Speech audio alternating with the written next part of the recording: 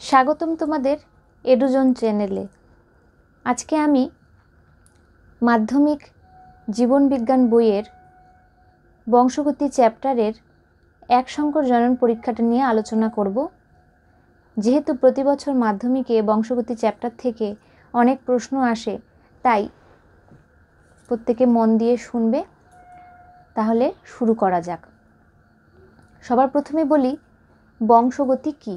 বংশগতি হচ্ছে পিতা মাতা থেকে সন্তান সন্ততির দেহে বংশগত বৈশিষ্ট্যগুলোর সঞ্চারণ হওয়ার প্রক্রিয়াটাই হচ্ছে বংশগতি। এই বংশগতির জনক ছিলেন গ্রেগর জোহান মেন্ডেল। তিনি মটর গাছ নিয়ে বিভিন্ন পরীক্ষা নিরীক্ষা করে তার গবেষণার মাধ্যমে বংশগতি সূত্রগুলোকে দিয়েছিলেন। তার বিভিন্ন পরীক্ষার মধ্যে একটি পরীক্ষা হলো এক সংকর জনন পরীক্ষা। এক সংকর জনন পরীক্ষায় তিনি দুই ধরনের মটর গাছ নিয়েছিলেন। একটা হচ্ছে বিশুদ্ধ লম্বা মটর গাছ, আর একটা হচ্ছে শুদ্ধ বেটে মটর গাছ। এই দুটো গাছের মধ্যে তিনি প্রথমে ইতর পরাগযোগ ঘটান এবং তার ফলে প্রথম অপত্য বংশে যে উদ্ভিদগুলো পাওয়া গেছিল সেগুলোর সবগুলোই কিন্তু দীর্ঘ অর্থাৎ লম্বা বৈশিষ্ট্যযুক্ত উদ্ভিদই ছিল। পরে F1 জনুতে পাওয়া উদ্ভিদগুলোর মধ্যে তিনি যখন স্বপরাগযোগ ঘটান, তখন দ্বিতীয় অপত্য জনুতে যে উদ্ভিদগুলো হয়েছিল তার মধ্যে 3 ভাগ ছিল লম্বা মটর গাছ এবং 1 ভাগ ছিল বেটে মটর গাছ, অর্থাৎ 3:1 অনুপাতে লম্বা ও বেটে মটর গাছ পাওয়া গেছিল। এখানে দেখো চেকার বোর্ডের মধ্যে প্রথমে সবার উপরে দেখা যাচ্ছে বিশুদ্ধ লম্বা মটর গাছ আর বিশুদ্ধ বেটে মটর গাছ। বিশুদ্ধ লম্বা মটর গাছকে বড় হাতের দুটো টি দিয়ে দেখানো হয়েছে এবং বিশুদ্ধ বেটে মটর গাছকে দুটো ছোট হাতের টি দিয়ে দেখানো হয়েছে। এগুলো হচ্ছে অ্যালিল তৈরি করছে। এই দুটো গাছের মধ্যে যখন ইতর পরাগযোগ হচ্ছে, তখন বড় হাতের টি থেকে দুটো আলাদা গ্যামেট তৈরি হচ্ছে, দুটোই বড় হাতের টি।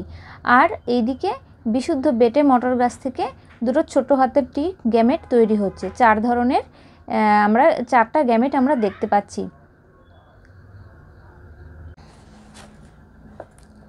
F1 জনুতে তাহলে দেখা যাচ্ছে সংকর লম্বা 2 ধরনের গাছ দেখা যাচ্ছে, দুটো গাছ দেখা যাচ্ছে, দুটোই সংকর লম্বা।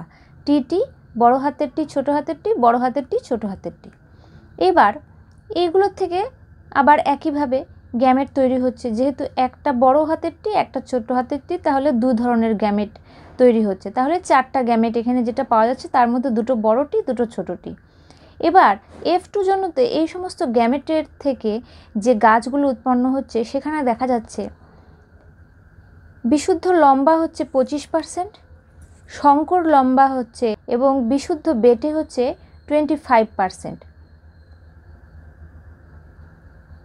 চেকার বোর্ডে যদি দেখা যায় তাহলে আমরা দেখতে পাচ্ছি যে বিশুদ্ধ লম্বা উপরে রয়েছে, তারপরে সংকর লম্বা পাশে, নিচেও সংকর লম্বা, আর শেষে বিশুদ্ধ বেটে। এটা হচ্ছে এক সংকর জননের চেকার বোর্ড।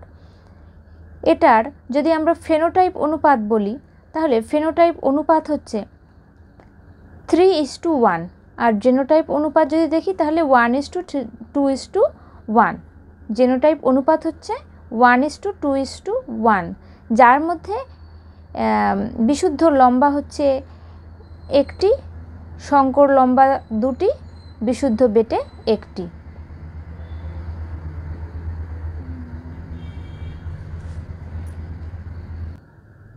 মেন্ডেলের এই পরীক্ষার মাধ্যমে তিনি যে সিদ্ধান্তে এসেছিলেন, সিদ্ধান্তটি হচ্ছে যে মেন্ডেল লক্ষ্য করেছিলেন যে জনিত্রী জনুর দীর্ঘ ও খর্ব বৈশিষ্ট্য দুটির মধ্যে কেবলমাত্র দীর্ঘ বৈশিষ্ট্যটি F1 জনুতে প্রকাশ পেলেও F2 জনুতে উভয় বৈশিষ্ট্যই পৃথকভাবে আত্মপ্রকাশ করেছে।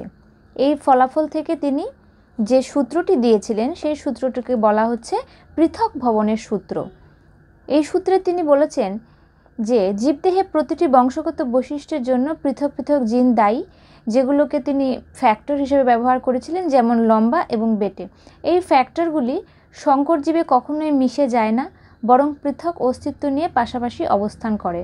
ফলে পরবর্তী জনু সৃষ্টির সময় ফ্যাক্টরগুলি গ্যামেট তৈরির মাধ্যমে পুনরায় পৃথক হয়ে গিয়ে নিজের অস্তিত্ব প্রকাশ করে। একসংকর জনন পরীক্ষার মাধ্যমে মেন্ডেল এই সিদ্ধান্তটি প্রথম সূত্র অর্থাৎ পৃথক ভবনের সূত্র নামে প্রতিষ্ঠিত করে।